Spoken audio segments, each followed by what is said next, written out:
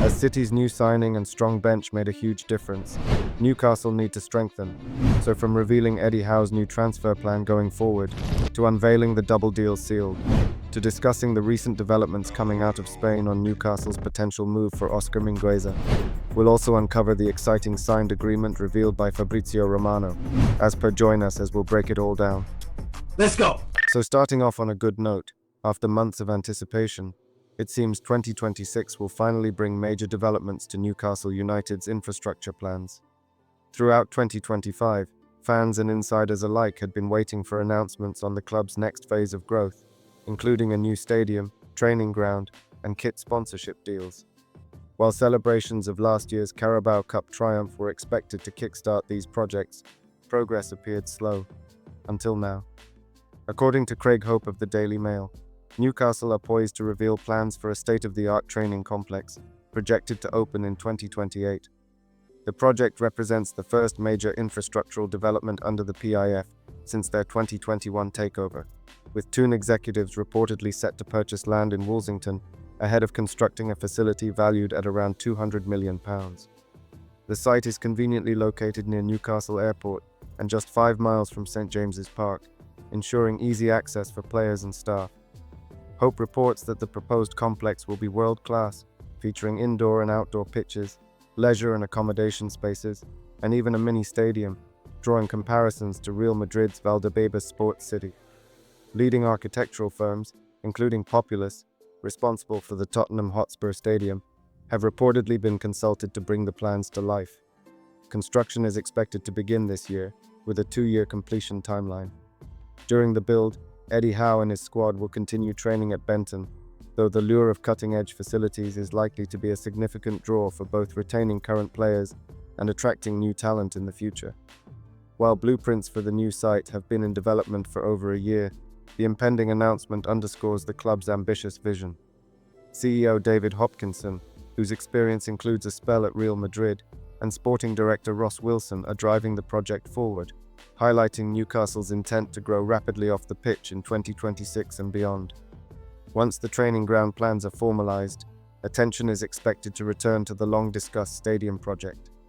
Whether that involves renovation or relocation, clarity on the stadium will be crucial for unlocking the financial and sporting benefits of pairing a state-of-the-art training facility with a modernized or expanded St James's Park. With this move, Newcastle are set to position themselves among the very best in world football in terms of infrastructure, a statement of intent that signals the start of an exciting new chapter for the club. But still, it's the on-field developments that are actually taking the headlines, and in a recent update, Newcastle United have been hit with further injury concerns following the setbacks suffered by Fabian Schär and Tyno Livramento last week, with respected journalists now outlining the severity of the situation. The first update came from Craig Hope of the Daily Mail, who reported that Livramento is facing up to 8 weeks on the sidelines after suffering a hamstring injury. That assessment has since been reinforced by Sky Sports reporter Keith Downie, who confirmed that scans carried out by the club have backed up the initial fears. Livramento's absence could see him miss as many as 15 matches across a crucial period that includes Premier League fixtures, Champions League ties, and domestic cup commitments. A huge blow given his importance to Eddie Howe's system. Downie also provided a worrying update on Fabian Schär, revealing that the Swiss international has suffered ankle ligament damage and is expected to be out for around 3 months. The injury timeline suggests Newcastle may not see the 34-year-old return until mid to late April, removing one of Howe's most reliable defenders at a vital stage of the campaign. With both players sidelined, Downie reports that Newcastle's defensive options are now alarmingly thin. At centre-back, Malik Chow and Sven Botman are currently the only fully fit senior options, while Lewis Hall and Kieran Trippier remain the club's only available fullbacks. As a result, Downie adds that Newcastle are now increasingly likely to explore the transfer market following this double setback. Unsurprisingly, questions have turned to January recruitment.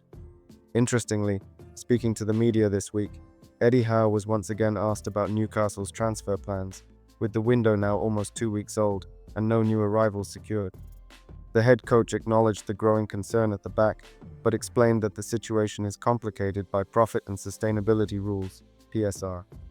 Howe stressed that while the board remained fully supportive, the the club must carefully assess whether short-term fixes are worth the long-term consequences. He explained that January recruitment often comes with inflated prices and limited availability, and that signing the wrong player now could create problems for years to come due to the length of modern contracts. We need to know the full extent of injuries first, then make a decision around that. Regarding transfers, everybody is fully supportive. The problem for us is PSR. I don't think there is any issue with anyone saying we can't do this and we can't do that. It's more about what we can do, not what we can't do. The key thing for us to consider is business now versus business in the summer. It's value for money now versus value for money in the summer, and signing the right player. If you sign the wrong player now, you are carrying that for a 3, 4, or 5-year contract. Are the right players available in January?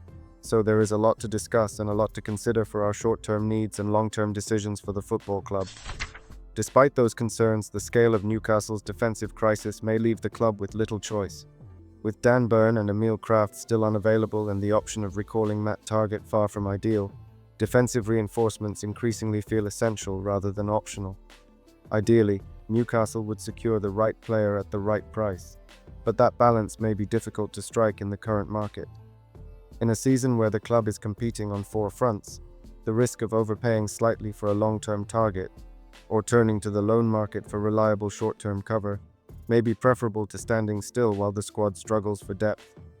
Avoiding a costly mistake remains crucial, but with Schär and Livramento facing extended absences, the urgency of the situation suggests Newcastle may need to act sooner rather than later to protect their season. Several names have already been discussed as Newcastle United assess their defensive options, including Thiago Gabriel, though it remains unclear whether the club will move decisively in January or postpone any major business until the summer window. However, looking at how Eddie Howe addressed the club's approach to potential winter recruitment, once again stressing the importance of balancing immediate needs with long-term planning.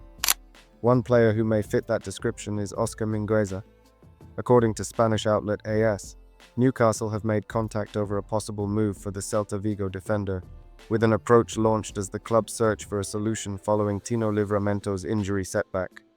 A product of Barcelona's La Masia academy, Mingueza has impressed with his consistency in La Liga and has attracted interest from a number of high-profile clubs, including West Ham United, Juventus, and Liverpool.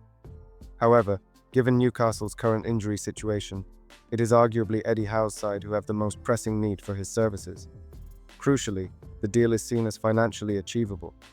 Mingueza is understood to have a €20 million, £17 million release clause, and is also set to become a free agent in the summer when his contract expires, presenting a potential bargain opportunity for those at St James's Park. A look at the numbers underlines why Newcastle see Mingueza as a viable alternative to Livramento. In the 2025-26 league season, the two players have posted remarkably similar outputs, almost identical minutes played, progressive passes and tackles won, suggesting Mingueza could offer a like-for-like solution without the need for a major outlay. With sustained interest in Livramento from elsewhere and Newcastle keen to plan for the long term, securing a player of Mingueza's profile could quickly rise to the top of the club's priorities. Whether that move happens now or later remains to be seen, but the groundwork appears to be taking shape.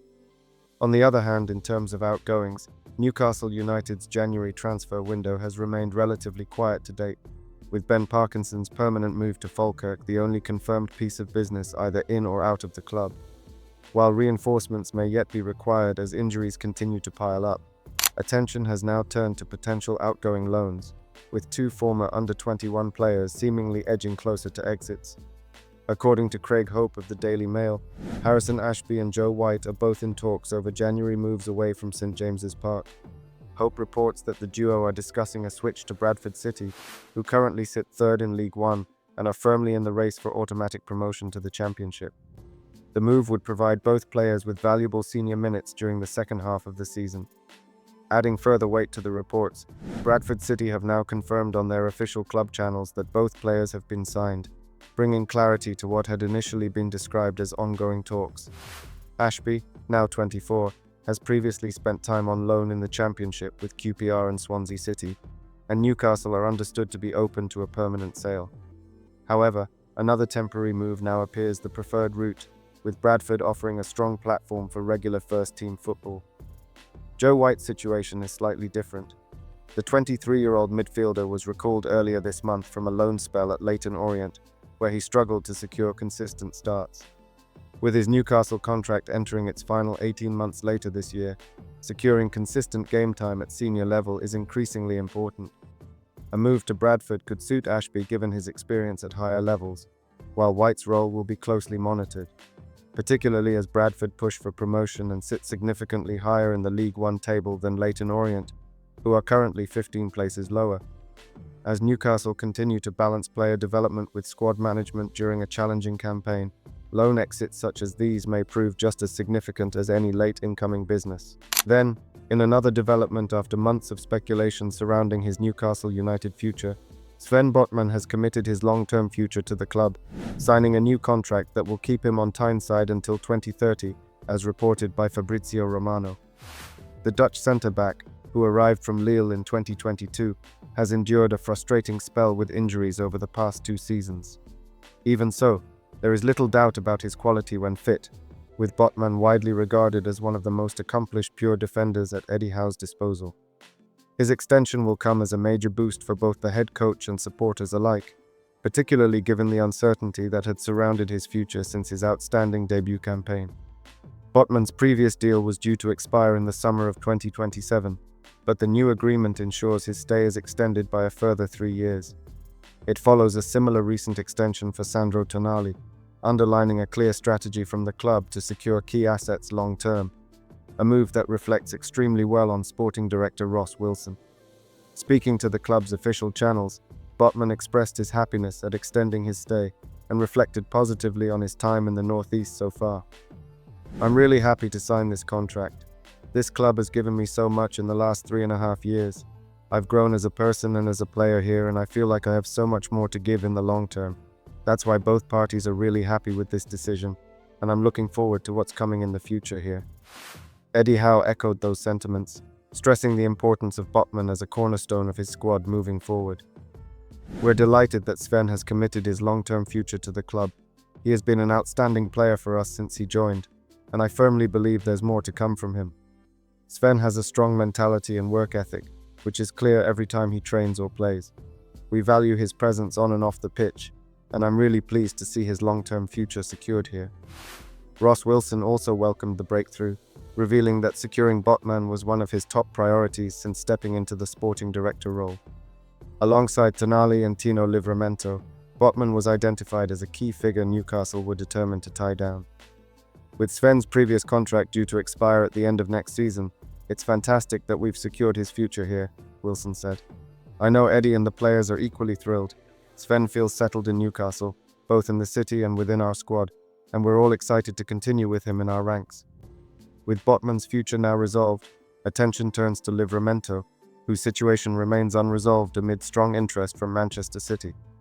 Talks over a new deal were reportedly paused towards the end of 2025, and it remains unclear whether the fullback's recent injury will affect negotiations, or any potential interest from Pep Guardiola. For now, though, Newcastle can take real confidence from securing one of their defensive pillars for the long term. A statement of intent at a time when stability and continuity remain vital to the club's progress. However, as many are forgetting just how good Botman was before his injury this season, if you would like to know the exciting truth about him, click the video link on screen now.